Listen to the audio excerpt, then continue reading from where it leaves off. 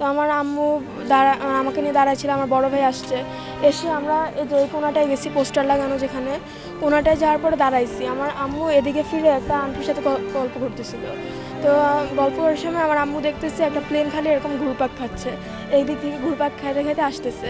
আমার আম্মু তখনই চিল্লায় বলে তাসিফ তাহিন দৌড়াও দৌড়াও। আমরা দৌড় দিচ্ছি, এই যে ইটের সামনে, ইটের একদম মাঝামাঝি বরাবর যাওয়ার সাথে সাথে দেখি যে পিছনে আগুন এমনি ফেটে মানে ব্লাস্ট হয়েছে প্লেনটা।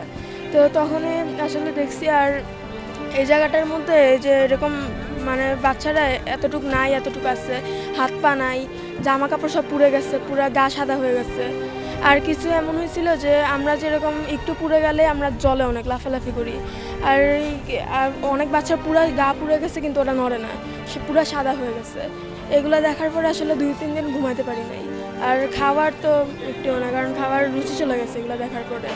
নাড়ি পুরি সব বের হয়ে আছে, হাত একটা খোলা, মানে বাচ্চাদের, তাও এগুলো অনেক খারাপ লাগছে।